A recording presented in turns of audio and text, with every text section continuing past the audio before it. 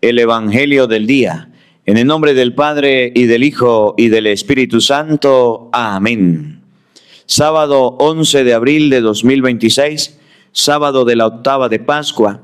Los invitamos, hermanos y hermanas, a suscribirse al canal y dejar sus intenciones en los comentarios. Lectura del Santo Evangelio según San Marcos.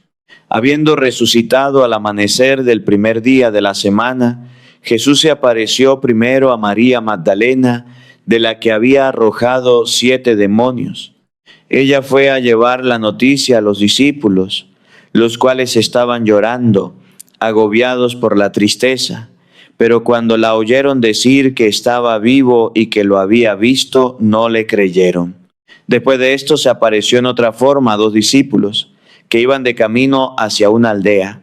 También ellos fueron a anunciarlo a los demás, pero tampoco a ellos les creyeron. Por último, se apareció Jesús a los 11 cuando estaban a la mesa y les echó en cara su incredulidad y dureza de corazón, porque no les habían creído a los que lo habían visto resucitado. Jesús les dijo entonces: vayan por todo el mundo y prediquen el Evangelio a toda criatura. Esa es la palabra de Dios. Gracias a Dios.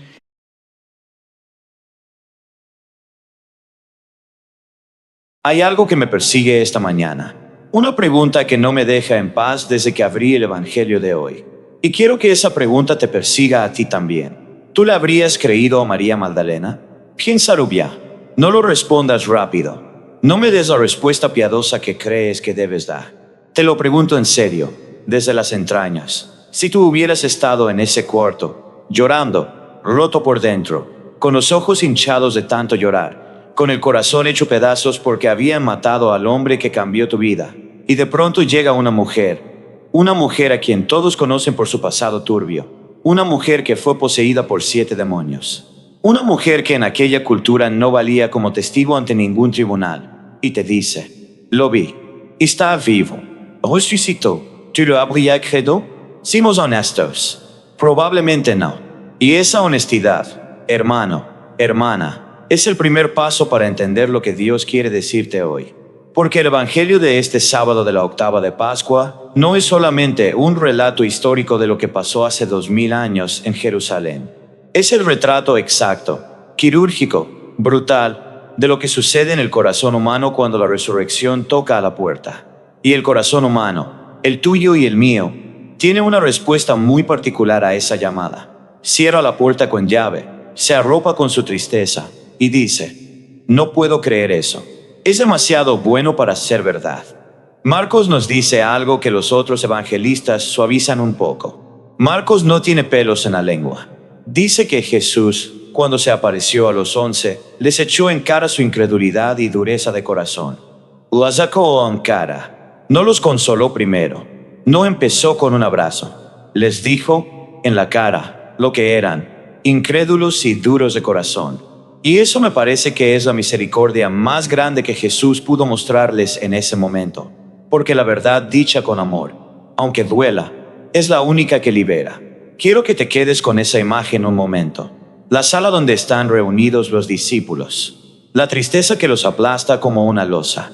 Imagina ese ambiente. No hay luz de esperanza. Hay el olor acre del miedo, del fracaso, de la traición, porque uno de ellos lo traicionó, otro lo negó 3 veces, y todos huyeron.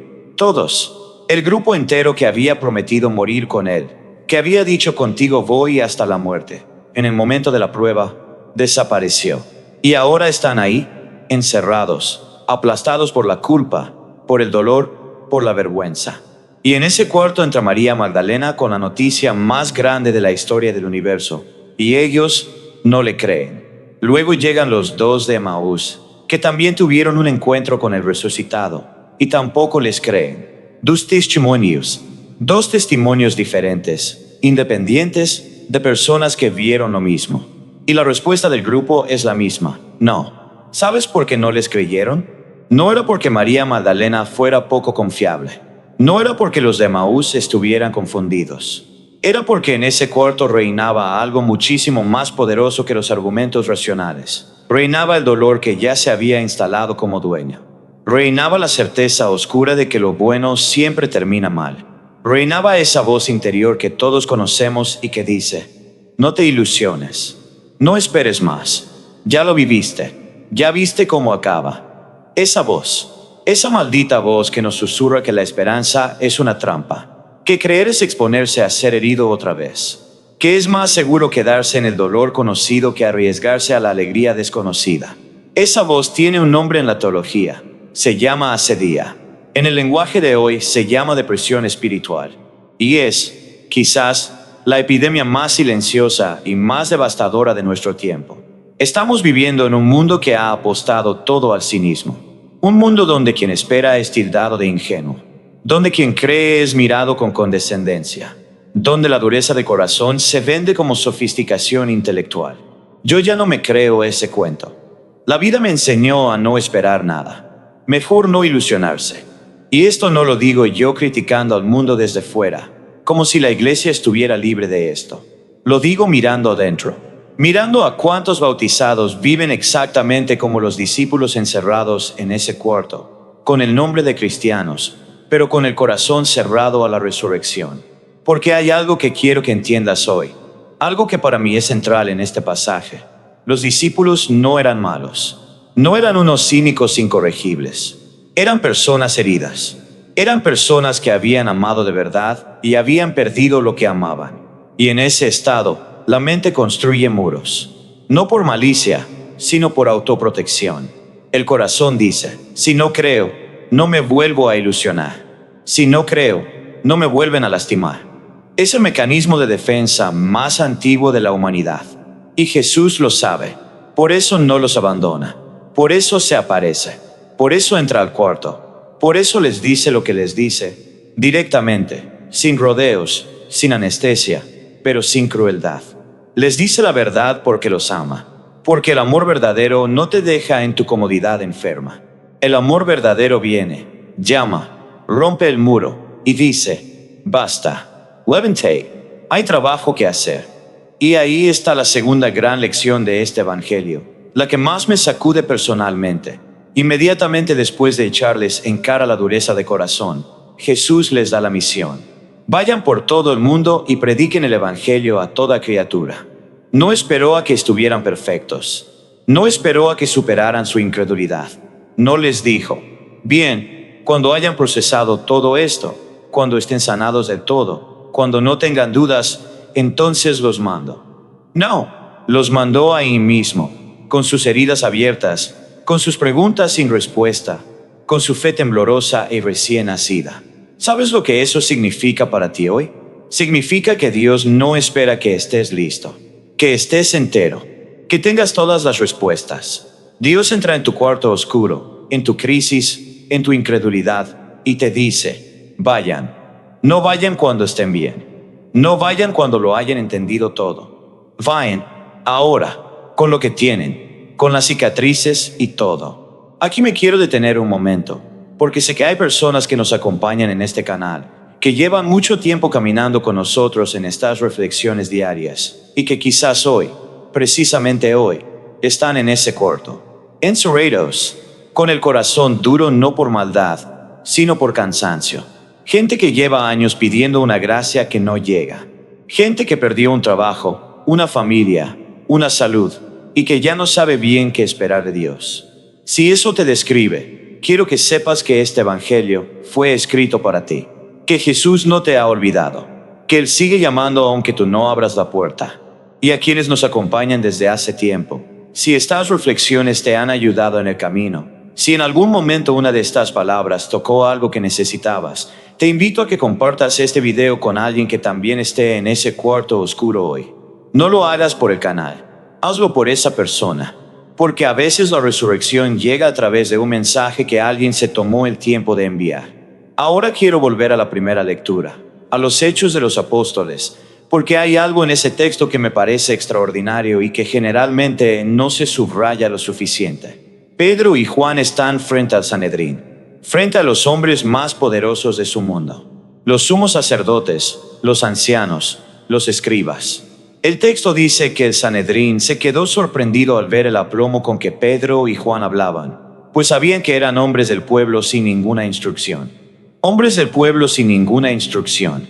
Analfabetos funcionales para los estándares de la élite religiosa y académica de su tiempo. Pescadores galileos. Hombres que olían a pescado y a red, que no habían ido a ninguna escuela rabínica, que no tenían títulos, que no podían citar de memoria a Filón de Alejandría ni a los grandes comentaristas de la Torá. Y sin embargo, les respondían de tal manera que no encontraban cómo refutarlos. ¿Cómo se explica eso? ¿Qué había cambiado en estos hombres?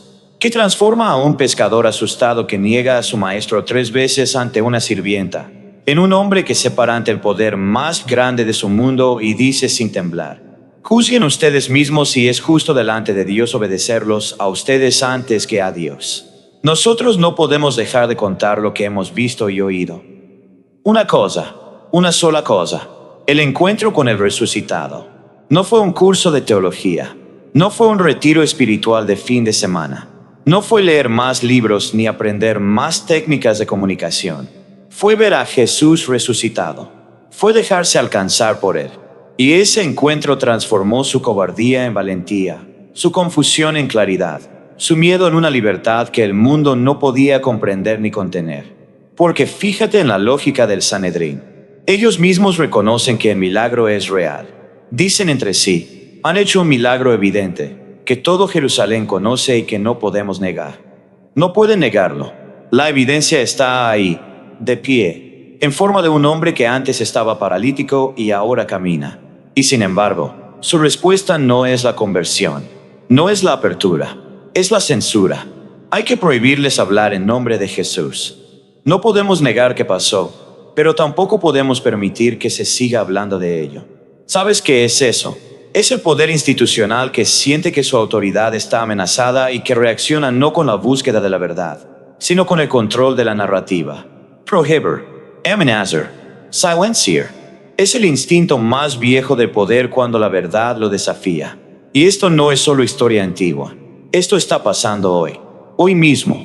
¿En cuántos lugares del mundo hay hombres y mujeres que anuncian a Jesús y son amenazados, silenciados, perseguidos? Según los últimos informes de organizaciones que monitorean la persecución religiosa, más de 360 millones de cristianos viven hoy en contextos de alta persecución en el mundo. 360 millones. Hermanos nuestros que en este momento, mientras tú ves este video desde la comodidad de tu casa, no pueden reunirse a orar libremente, no pueden llevar una Biblia abiertamente, no pueden decirle a su vecino que creen en Jesús sin arriesgar su trabajo, su libertad o su vida. Y nosotros aquí, con toda la libertad del mundo, a veces no encontramos tiempo para orar un rosario. A veces nos da vergüenza persignarnos antes de comer en un restaurante. A veces bajamos la voz cuando alguien menciona a Dios en una conversación pública, como si creer fuera algo de lo que hay que disculparse. Pedro y Juan, frente al poder que podía matarlos, dijeron: no podemos dejar de contar lo que hemos visto y oído. Nosotros, en libertad, a veces preferimos no hablar para no incomodar, para no parecer fanáticos, para caerle bien a todo el mundo. ¿No te parece que hay algo profundamente invertido en eso? No te estoy pidiendo que salgas a la calle a imponer tu fe a nadie. Eso no es lo que Pedro y Juan hacían. Ellos no imponían, ellos testificaban. Hay una diferencia enorme entre el que grita y el que testimonia, entre el que condena y el que comparte lo que ha vivido. Pedro no le dijo al Sanedrín: ustedes son unos pecadores que van al infierno. Pedro dijo: nosotros no podemos dejar de contar lo que hemos visto y oído. Ese es el estilo del testigo. No teorías, no argumentos filosóficos, experiencia personal. Yo vi, yo escuché, yo fui transformado. Y eso no me lo pueden quitar. ¿Tienes tú algo así que contar? ¿Hay en tu vida un momento, un instante, una situación donde Dios te alcanzó y lo sabes? Un momento donde algo que no tenía explicación humana te dijo que Él está, que Él ve, que Él actúa. Si lo tienes, eso es tu testimonio. Eso es tu evangelio personal. Y nadie te lo puede prohibir ni quitar. Quiero ir más profundo en algo que me parece que este texto nos está gritando. Hay una ironía teológica enorme en el Sanedrín que nadie puede evitar si lo mira bien. Estos son los guardianes de la fe. los custodios de la Escritura, los intérpretes oficiales de la ley de Moisés. Llevan toda su vida estudiando, esperando, leyendo las profecías sobre el Mesías.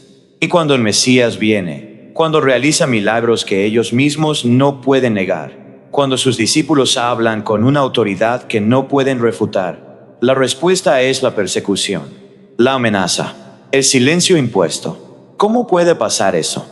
¿Cómo puede uno pasar la vida entera estudiando a Dios y perder a Dios cuando aparece? Y yo te pregunto, con toda la caridad del mundo, pero con toda la seriedad también, ¿no hay un riesgo de que eso nos pase a nosotros? A los que vamos a misa todos los domingos, a los que sabemos las respuestas litúrgicas de memoria, a los que podemos citar el catecismo, a los que llevamos medallas y rosarios y tenemos imágenes en la casa. ¿No hay un riesgo de que tengamos mucha religión y poca resurrección? Mucho ritual y poco encuentro, mucha forma y poca vida, porque la resurrección no es un dogma para memorizar, es un acontecimiento para encontrar. No es una verdad que se estudia solamente, es una persona que viene a buscarte, y cuando viene, transforma. Si no hay transformación, si después de años de fe uno sigue con el mismo miedo, la misma dureza, la misma cerrazón, la misma incapacidad de perdonar y de amar, hay que preguntarse honestamente, ¿he encontrado al resucitado de verdad? ¿O solo conozco la historia del resucitado? Esa pregunta no la hago para herir, la hago porque me la hago a mí mismo. Porque la fe no es una conquista que se logra de una vez y para siempre. Es un camino que se renueva cada día. Y hay días en que uno también está en el cuarto con los discípulos, encerrado, incrédulo, duro de corazón. Y en esos días, la gracia es no quedarse ahí. La gracia es abrir la puerta cuando Él llama. María Magdalena. Quiero volver a ella, porque creo que el Evangelio de Marcos nos da un detalle que merece toda nuestra atención. Jesús se apareció primero a María Magdalena, de la que había arrojado 7 demonios. Primero a ella, de la que había arrojado 7 demonios. Marcos no lo menciona por accidente. Marcos quiere que sepas de dónde venía esta mujer. Quiere que entiendas el pasado que cargaba. 7 demonios no es una metáfora poética. Es la descripción de alguien completamente poseído, completamente roto, completamente destruido por dentro. Y el resucitado se aparece primero a ella, no al líder del grupo, no al discípulo amado, no al más instruido ni al más fiel, a la que había sido rescatada del abismo más profundo, a la que el mundo entero habría descartado como testigo, a la que los demás discípulos no le creyeron cuando llegó con la noticia. ¿Sabes lo que eso dice de Dios?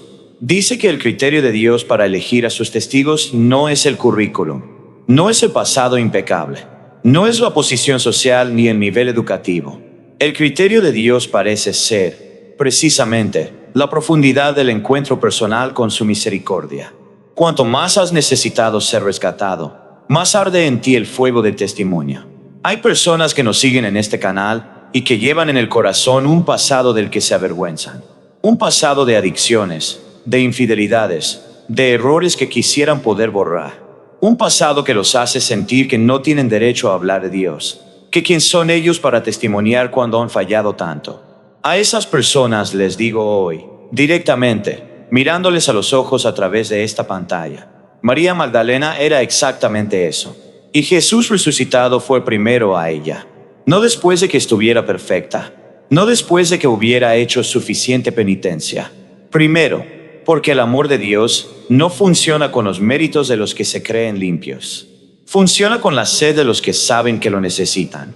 Y por eso, te invito, si llevas tiempo alejado, si llevas tiempo convenciéndote de que ya es demasiado tarde, que ya son demasiados los errores, que Dios ya se cansó de ti, te invito a que te sientes esta semana con esa pregunta.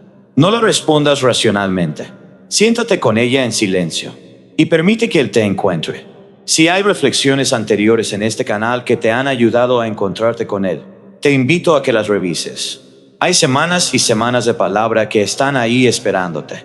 Y si esta reflexión llegó a ti por primera vez hoy, considera suscribirte y caminar con nosotros cada día en este encuentro con la palabra. No porque necesitemos números, sino porque la palabra tiene el poder de transformarte y mereces escucharla todos los días.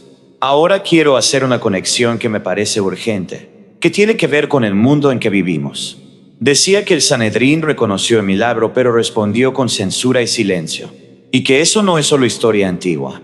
Vivimos en un tiempo donde hay una sofisticada cultura de la cancelación, del control del discurso, de la narrativa administrada. No siempre con violencia explícita, pero sí con una presión social que puede ser igualmente paralizante. No digas eso. No lo pongas en las redes. Eso puede ofender. Mejor guárdate tu fe para lo privado. El mensaje es suave, pero el efecto es el mismo que el del Sanedrín. Calla. No hables de Jesús en público. Y lo más doloroso no es que esa presión venga de afuera. Lo más doloroso es que muchos creyentes la han internalizado. Ya no necesitan que nadie les diga que callen, porque ellos mismos se autocensuran. Ya interiorizaron el mensaje de que la fe es asunto privado que no debe salir de la sacristía ni del corazón. Pero Pedro y Juan no aceptaron eso. Y no lo aceptaron no por rebeldía, no por arrogancia, sino porque habían entendido algo fundamental, que el Evangelio no es su propiedad privada, que el milagro que habían visto no era para guardarlo, que la resurrección es, por definición, un acontecimiento que no puede contenerse, como el sol al amanecer. No puedes poner el sol en una caja, no puedes clausurar la primavera. La vida, cuando es verdadera vida, desborda. Y eso es lo que quiero dejarte hoy como desafío. No te estoy pidiendo que hagas proselitismo agresivo. Te estoy pidiendo algo mucho más sencillo y mucho más profundo. Que vivas de tal manera que la gente a tu alrededor se pregunte qué tienes tú que ellos no tienen. Que tu paz en medio de la tormenta sea un escándalo luminoso. Que tu capacidad de perdonar cuando el mundo te diría que guardes rencor sea un signo. Que tu alegría, no la felicidad plástica de quien pretende que todo está bien, sino la alegría profunda de quien sabe que incluso la muerte ha sido vencida, sea una pregunta que los demás no puedan ignorar. Porque el evangelio más poderoso no es el que se grita, es el que se vive. Y el mundo que estamos viendo hoy, un mundo con guerras que no terminan, con hambre que se multiplica, con soledad que se ha vuelto pandemia, con jóvenes que se quitan la vida porque no encuentran ningún horizonte de esperanza. Ese mundo necesita desesperadamente ver gente que cree en la resurrección, no que la recita de memoria, que la vive, que la encarna, que irradia, con la torpeza y la imperfección de su humanidad, algo del orden de María Magdalena corriendo a anunciar: lo vi, está vivo, todo va a cambiar. Hay un último elemento que quiero subrayar antes de terminar. El texto de los Hechos dice que el Sanedrín no encontró la manera de castigar a Pedro y Juan porque el pueblo entero glorificaba a Dios por lo sucedido. El pueblo, la gente común, los que no tenían poder ni título, los que simplemente habían visto a un paralítico caminar. Ellos fueron el escudo de los apóstoles. La fuerza moral del testimonio popular fue más grande que el poder institucional del Sanedrín. Eso me dice algo sobre la comunidad cristiana que me parece esencial. La iglesia no es una estructura de poder, o no debería serlo. La iglesia en su forma más pura es una comunidad de testigos. Gente que ha visto algo, que ha sido transformada, y que cuando se reúne, hace imposible que el mundo ignore lo que Dios está haciendo. No porque tengan ejércitos, no porque tengan lobbies políticos, sino porque la verdad vivida en comunión tiene una fuerza que ningún Sanedrín puede contener. Eso es lo que somos. ¿Es eso lo que proyectamos al mundo que nos mira? Vale la pena preguntárselo.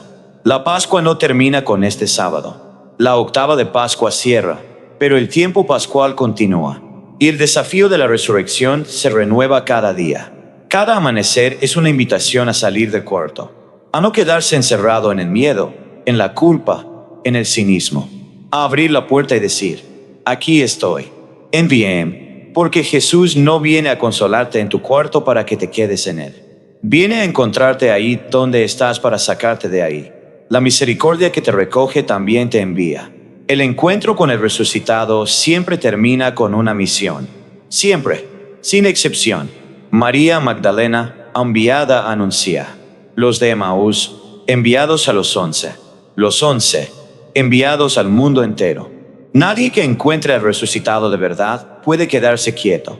Es una contradicción en los términos. Es como encontrar agua en el desierto y no compartirla. Entonces, hoy, este sábado de Pascua, yo te pregunto de nuevo: y ahora ya con toda la luz que el Evangelio ha encendido, ¿tú le habrías creído a María Magdalena?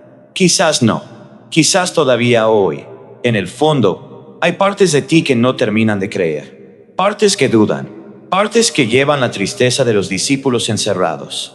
Y está bien, no te condenes por eso. Jesús tampoco condenó a los 11. Los reprendió, sí, pero no los rechazó. Los envió, con sus dudas y todo, con su incredulidad reciente y todo. Lo que Él te pide no es una fe perfecta. Lo que te pide es que no te quedes encerrado, que salgas, que vayas, que cuentes lo que has visto y oído, aunque sea poco, aunque sea tembloroso, aunque sean 3 palabras. Que no dejes que el mundo muera de sed mientras tú tienes, aunque sea un vaso pequeño de agua viva. Que así sea.